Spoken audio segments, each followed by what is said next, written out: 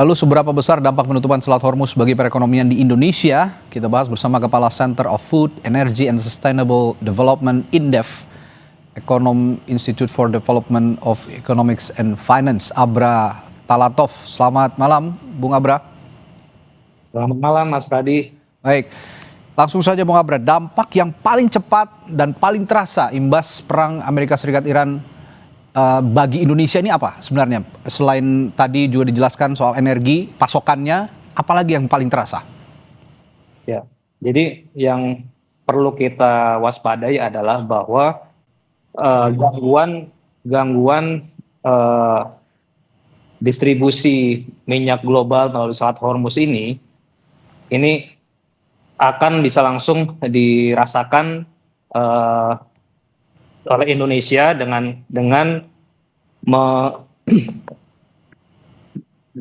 kenaikan harga minyak mentah dunia, ya, bahwa sekarang saja Mas, ya, minyak jenis Brent itu sudah mengalami lonjakan 13%. Wow. Atau mencapai $82 per barel. Nah, kenapa Selat Hormuz ini menjadi vital? Karena memang 20% lalu lintas minyak global melalui Selat Hormuz. 20%. Dan 20% minyak global dunia. Dan sebetulnya ya selain karena adanya gangguan distribusi melalui Selat Hormuz, yang perlu diwaspadai adalah adanya gangguan supply. Karena hari ini kita sudah sama-sama melihat ada serangan kepada kilang milik Saudi Aramco. Dan ini eskalasi ini tidak menutup kemungkinan akan juga terjadi di wilayah negara penghasil minyak lain ya di Timur Tengah, sehingga nanti akan terjadi dual shock, yaitu pertama distribusinya memang terganggu karena Selat Hormuz diblokade, yang kedua adalah produksi minyak mentah di wilayah Timur Tengah juga akan mengalami penurunan karena tadi adanya eskalasi yang meluas. Dan ketika nanti harga minyak mentah ini terus meningkat, ya tentunya bagi Indonesia sebagai net oil importer, ini dampaknya secara langsung akan dirasakan. Mungkin dalam jangka pendek 1 minggu 2 minggu ini tidak terasa, tetapi dalam waktu 1 bulan saya pikir ini akan menjadi resiko tersendiri bagi Indonesia.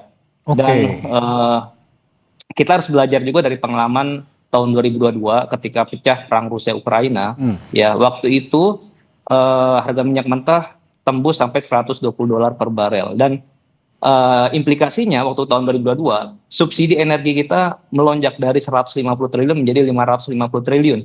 Beruntungnya tahun 2022 APBN kita masih memiliki fleksibilitas untuk menambah defisit lebih dari 3% terhadap GDP. Nah, sekarang ini kan kita sudah tidak punya fleksibilitas itu lagi, sehingga kalau misalnya terjadi lonjakan harga minyak mentah misalnya sampai $100 per barel, ya pemerintah punya keterbatasan untuk menambah subsidi dan kompensasi energi. Oke. Begitu, ya, Mas. 20% ya Anda katakan tadi yang sangat berpengaruh untuk pasokan minyak global yang melalui Selat Hormuz. Nah, tadi Menko Perekonomian Erlangga Hartarto mengatakan akan mencari alternatif untuk melihat adakah pasokan minyak lain non Middle East yang bisa didistribusikan ke tanah air, ke Indonesia. Tapi ini bukan tanpa masalah, ini pasti ada cost yang lebih ketika mengambil dari wilayah lain, karena tentu saja kalau tadi disebut Amerika Serikat ini akan jauh memutar begitu ya untuk mengantarkan pasokan energi. Pertanyaan saya, mampukah negara kita untuk menghadirkan distribusi BBM non Middle East, dan yang lebih penting lagi, mampukah masyarakat kita juga untuk membeli harga BBM yang mungkin saja lebih mahal dari biasanya? Iya, yang pertama bahwa total impor migas kita di tahun lalu 2025, volume impor migas kita 32,7 juta ton, dan terbesar impor migas kita di tahun lalu itu dari Nigeria 4,6 juta ton, kedua Angola 3, juta, baru Arab Saudi 3,2 juta ton. Memang dengan melihat proporsi dari sumber impor kita di tahun lalu yang lebih banyak memang di wilayah Afrika dan juga Timur Tengah, dengan adanya kesepakatan dagang kita dengan Amerika, ini menjadi sebuah diversifikasi dari risiko energi dari Timur Tengah, khususnya dari Arab Saudi. Tetapi kan tadi salah satu tantangannya adalah biaya logistik, ya, biaya distribusi yang jauh lebih besar, mahal, dan itu saya pikir juga tentunya nanti akan menjadi risiko sendiri buat fiskal kita, karena bukan hanya jaraknya yang jauh sehingga kita harus menanggung kos yang mahal. Yang kedua juga ini ada juga resiko kenaikan harga angkut pelayaran internasional, Ya, gitu. itu tadi. Karena sekarang kapal-kapal kan semakin terbatas jumlahnya dan juga biayanya karena resikonya yang meningkat, risk premium juga meningkat sehingga kita harus mengeluarkan biaya yang jauh lebih mahal daripada situasi normal. Dan oleh karena itu nanti tentunya akan tercermin dari biaya untuk mendatangkan bahan bakar tadi baik crude maupun BBM yang sudah jadi. Kalau untuk BBM subsidi misalnya Pertalite maupun solar mungkin pemerintah masih punya instrumen untuk bisa menahan harga jual. Tapi Ya. kan untuk BBM non subsidi nih, yang bulan Maret ini saja kita dengar seluruh SPBU baik Pertamina maupun SPBU swasta sudah melakukan koreksi harga, menaikkan harga. Apalagi ditambah nanti kalau misalkan harga minyak mentah dunia terus melonjak di atas 10% atau bahkan 20%. Ya, Dan ini pada akhirnya nanti akan berdampak terhadap daya beli masyarakat juga, Mas. Oke, ya, itu pertanyaan saya selanjutnya. Tadi less than 1 month itu akan langsung terasa dampaknya di kita ya, begitu ya, Bung Abra ya. Iya. Nah, sebagai negara net oil importer, Bung Abra, seberapa signifikan sebenarnya tekanan inflasi yang akan ditimbulkan? Apakah kenaikan biaya energi ini akan memicu inflasi pangan? Misalnya kalau tadi bicara daya beli, kita bicara daya beli pangan, lalu daya beli yang lainnya begitu ya. Dan berapa proyeksi dampaknya terhadap daya beli masyarakat kelas menengah ke bawah yang saya singgung tadi? Iya, kita berkaca pada data inflasi bulan Februari kemarin saja. Hari ini BPS sudah merilis inflasi Februari dengan situasi yang relatif masih normal di bulan Februari. Inflasi kita itu saja sudah mencapai 4,7% year on year. Nah, tentu inflasi di bulan Februari dan di bulan-bulan sebelumnya sangat dipengaruhi oleh inflasi volatile food ya, pangan. Nah, sekarang ini kalau misalkan biaya BBM-nya nanti melonjak, tentunya juga itu akan punya implikasi terhadap biaya pangan dan juga biaya kebutuhan pokok yang lain. Jadi biaya pangan di dalam negeri distribusinya meningkat. Kemudian yang kedua, biaya pangan yang kita impor ya seperti jagung, kedelai, kemudian juga gandum itu juga pastinya akan mengalami kenaikan harga dan akhirnya nanti resiko inflasi pangan ini akan semakin tinggi lagi. Dan lagi-lagi kita harus belajar dari pengalaman tahun 2022. Waktu itu juga inflasi pangan kita cukup tinggi. Nah, artinya tahun ini kita akan menghadapi risiko dual inflation, yaitu pertama inflasi pangan, yang kedua adalah inflasi energi. Dan ruang fiskal pemerintah untuk bisa menambah alokasi subsidi energi ini juga semakin terbatas. Sehingga memang pemerintah harus segera mungkin memitigasi adanya risiko terjadinya inflasi yang tinggi, dan juga yang kedua adalah risiko tekanan terhadap nilai tukar rupiah kita. Tadi kan kebutuhan impor kita yang tinggi ya, karena secara nilai akan mengalami kenaikan yang signifikan. Tentunya nanti kebutuhan untuk falas kita juga tinggi. Kedua juga ada risiko terjadinya capital outflow karena para investor akan mencari portofolio yang dianggap sebagai safe haven, akan mencoba meninggalkan aset-aset yang dianggap berisiko termasuk di pasar keuangan maupun pasar modal di negara berkembang. Ya, sangat masuk akal kita bicara soal inflasi tadi, inflasi pangan dan energi dan dampaknya terhadap nilai tukar rupiah. Karena pelemahan rupiah akibat kenaikan biaya impor energi juga bisa mencapai level tertentu ya jika kita melihat kondisi seperti ini, kondisi sekarang. Nah, pertanyaan saya selanjutnya, alih-alih mencari distribusi lain dari negara-negara non Middle East, non Timur Tengah begitu ya, apa mitigasi yang bisa dilakukan pemerintah sebenarnya untuk mengantisipasi adanya inflasi pangan dan energi yang Anda sebutkan tadi? Ya, seperti yang pernah Pak Presiden Prabowo sampaikan beberapa waktu yang lalu, bahwa ketika terjadi konflik yang luas di dunia, apalagi sampai berujung pada Perang Dunia Ketiga, itu memang masing-masing negara pada akhirnya akan mencoba memikirkan dirinya masing-masing. Nah, dalam hal ini saya pikir sektor pangan, sektor energi adalah sektor yang paling vital, yang paling krusial, yang harus bisa dipenuhi dari dalam negeri. Makanya langkah jangka pendek pertama adalah bagaimana pemerintah bisa segera melakukan pengendalian konsumsi, pemetaan dan pengendalian konsumsi energi. Artinya ya memang sudah saatnya pemerintah mempercepat reformasi subsidi energi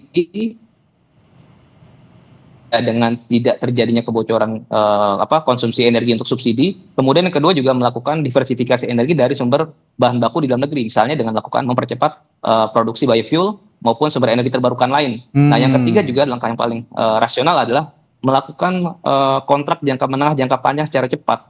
Jadi kontrak ini bisa dilakukan sedini mungkin sehingga resiko terjadinya lonjakan harga tadi bisa diminimalisir. Kalau begitu, kalau tadi untuk menghindari hal-hal yang Anda sebutkan, ini dari sisi keberlanjutan energi, kita bicara keberlanjutan energi, apakah ini menjadi momentum yang tepat begitu untuk mempercepat transisi energi di Indonesia, Bung Abra? Ya, ini momentum yang bisa jadi tidak akan terulang lagi karena ini sudah eskalasi ini sudah mencapai titik puncaknya ya. Ketika masing-masing negara tadi akan berusaha mencari sumber energi dari manapun. Karena kita selain masalah pasokan yang terbatas, yang kedua negara-negara lain juga berlomba-lomba untuk juga mempercepat keamanan pasokannya. Misalnya India, bahkan Tiongkok juga mereka akan mempercepat mencari sumber impor energi dari negara lain di luar Timur Tengah. Nah, artinya kan di tengah harga yang mahal tadi, semua masing-masing negara akan memperebutkan, dan kita sebetulnya masih diberikan kelebihan adanya sumber energi alternatif dari dalam negeri. Dan saya pikir itu juga menjadi momentum kita untuk mempercepat adanya hilirisasi ya, yang berkaitan dengan industri di sektor energi kita. Ya. Nah, adakah pelajaran yang bisa diambil sebenarnya dari Indonesia ketika kita mengalami krisis energi? Sebelumnya kita juga pernah mengalami ini, seperti konflik Timur Tengah sebelumnya di masa lalu pandemi, tadi juga Anda sebutkan di tahun 2022 ya, ketika perang Rusia dan Ukraina pecah. Nah, apakah ada pelajaran yang bisa kita ambil dari peristiwa-peristiwa sebelumnya, krisis energi sebelumnya yang bisa diterapkan? Dan bagaimana posisi Indonesia dibandingkan dengan negara-negara Asia lainnya yang juga bergantung pada Selat Hormuz, jalur Selat Hormuz ini, Bung Abra?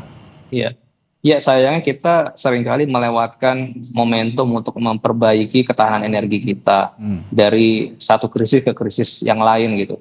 Kita harusnya kan bisa konsisten ya untuk bisa mempercepat adanya bauran energi dari sumber dalam negeri, ya misalnya memanfaatkan dari sumber biofuel, kemudian yang kedua juga bisa meningkatkan investasi di hulu migas kita, tetapi justru lifting migas kita relatif stagnan hanya di level 600.000 barel. Dan kemudian juga bagaimana dari sisi konsumsinya kita juga tidak mampu melakukan pengendalian konsumsi. Jadi kita masyarakat cenderung boros dalam mengkonsumsi kebutuhan energi kita, khususnya BBM. Dan itu tadi karena diversifikasi dari sisi supply maupun diversifikasi dari sisi demand ini tidak mampu secara konsisten kita wujudkan. Dan mau tidak mau ya, karena nanti pada akhirnya pemerintah punya ruang fiskal yang terbatas, memang masyarakat dan pemerintah dipaksa ya untuk betul-betul melakukan reformasi kebijakan energi kita ke depan. Terakhir Bung Abra, selain pangan dan energi, sebenarnya risiko yang paling harusnya bisa diantisipasi terhadap rantai pasok global dan perdagangan Indonesia secara keseluruhan. Apakah penutupan Selat Hormuz ini juga mengganggu ekspor komoditas lain, misalnya pupuk, lalu bahan baku industri, atau juga ada sektor manufaktur dan pertanian? Apakah ada dampaknya? Ya betul. Jadi seperti saya sampaikan tadi, bukan hanya ini akan mendisrupsi lalu lintas perdagangan untuk komoditas energi, tetapi juga seluruh komoditas pangan, kemudian juga untuk bahan baku industri, kemudian juga untuk bagaimana kebutuhan sektor pertanian kita, pupuk juga masih mengandalkan bahan baku dari luar. Nah, tentu tadi punya efek berantai yang sangat besar sekali, dan cara kita untuk bisa meningkatkan ketahanan di sektor energi dan pangan, tetapi di sisi lain kita melihat punya ketergantungan yang masih besar terhadap sumber dari luar negeri.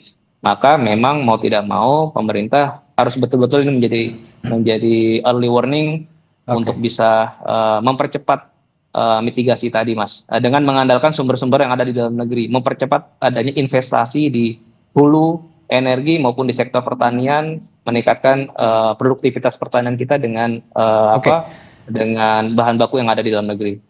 At very last, Bung Abra, kalau kita bicara skenario terburuk, misalnya penutupan berkepanjangan Selat Hormuz, kira-kira kita juga bisa berikan begitu gambaran, atau Anda bisa berikan gambaran ancang-ancang pemerintah untuk mengantisipasi hal ini secara keseluruhan, misalnya dalam bentuk penurunan pertumbuhan PDB, peningkatan subsidi energi, atau tekanan fiskal. Apa yang Anda bisa sampaikan kepada pemerintah?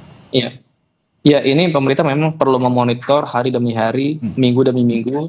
Jadi ketika nanti memang supply energi kita memang betul-betul mengalami kendala, ya pemerintah harus bisa melihat neraca energi dan neraca pangan kita. BBM cadangan nasional kita sekitar 21 hari, artinya kalau misalnya cadangan tersebut semakin berkurang, ya drastis pemerintah harus segera melakukan pengendalian konsumsi BBM. Jadi harus ada real time data di level regional, di wilayah daerah. Jadi masyarakat juga harus segera diberikan edukasi bahwa ini situasinya sangat urgent, krusial, sehingga tadi kita bisa mengukur kemampuan untuk kecukupan energi kita tuh hanya berapa bulan gitu, hanya berapa hari. Ya. Sehingga ketika itu sudah semakin menipis, maka opsi lainnya apa? Harus mencari sumber dari energi yang lain. Dan itu juga bisa, paling tidak pemerintah perlu juga memastikan secara psikologis masyarakat bisa lebih siap, sehingga tidak menimbulkan expected inflation. Jadi yang lebih bahaya ini selain inflasi real adalah inflasi yang diakibatkan adanya ekspektasi tadi, adanya kepanikan, panik buying dan sebagainya, sehingga itu yang paling sulit dikendalikan oleh pemerintah. Oke. Setidaknya dalam perbincangan kita malam hari ini ada beberapa poin penting. Yang pertama, masyarakat diimbau untuk bisa mengevaluasi kembali konsumsi energi, begitu ya. Yang kedua juga ini adalah momentum penting untuk melaksanakan transisi energi sepenuhnya dibandingkan dengan mengonsumsi energi-energi konvensional, begitu. Ada energi-energi lain yang bisa dioptimalkan oleh pemerintah. Dan terakhir juga tadi percepatan swasembada pangan, karena ini akan juga berdampak pada harga pangan, kebutuhan pokok masyarakat, karena rantai pasok pangan melalui Selat Hormuz yang begitu punya posisi krusial ini juga sangat harus bisa diantisipasi. Baik, terima kasih Kepala Center of Food, Energy and Sustainable Development Indef, Abra Talatov, telah memberikan perspektifnya di Sapa Indonesia malam hari ini. Sampai jumpa lagi, selamat malam. Selamat malam Mas Radi.